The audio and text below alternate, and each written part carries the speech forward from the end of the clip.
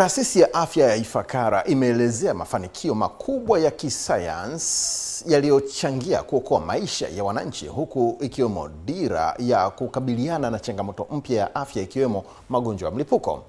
Mwanahabari wetu Edna Fidelis akiwa Morogoro na taarifa hiyo. Akizungumza katika hafla ya uzinduzi wa maadhimisho ya miaka 70 ya taasisi hiyo yaliyofanyika mkoani Morogoro, mkurugenzi wa taasisi ya afya Ifakara, Dr. Honorat Masanja, amesema kuwa taasisi hiyo imezindua awamu mpya ya ubunifu wa tafiti huku matumizi ya teknolojia yakihusishwa.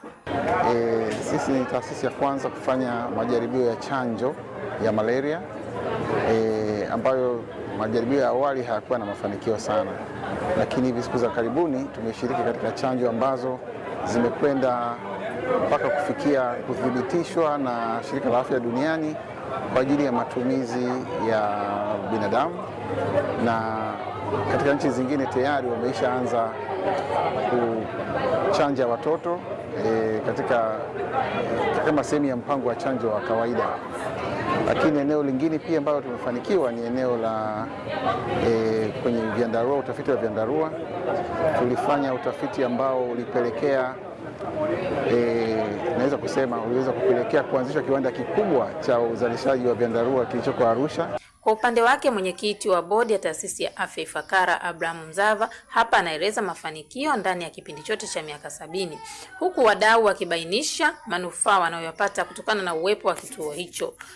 Tunajivunia kitu kimoja kikubwa kutokana na taasisi hii, kwamba utafiti wanaoufanya matokeo yake yanaleta mabadiliko ya sera za matibabu ya magonjwa ya afya, kwa mfano malaria, na kama tulivyoeleza katika hotuba zetu leo, tumeonyesha namna gani ambavyo matokeo ya utafiti wao yamebadilisha sera za tiba, lakini pia sera za kuzuia maambukizi ya magonjwa hasa malaria. Utafiti wa vyandarua, utafiti wa chanjo za malaria zimebadilisha sera za dunia nzima. Ifakara Health Institute imekuwa ni taasisi ambayo imetusaidia sana kuhakikisha kwamba vijana wetu wanajifunza katika mazingira mazuri.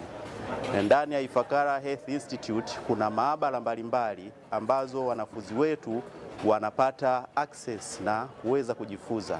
Lakini vile vile Ifakara Health Institute unakuta kwamba kuna wanasayansi mbalimbali ambao wanasayansi walioko hapo wanatumika vile vile kufundisha wanafunzi wetu wa chuo kikuu. Kwa hiyo wanafunzi wetu wanaweza kupata mafunzo mengi hasa kwenye research. Kutoka mkoani Morogoro, Edna Fidelis, EATV.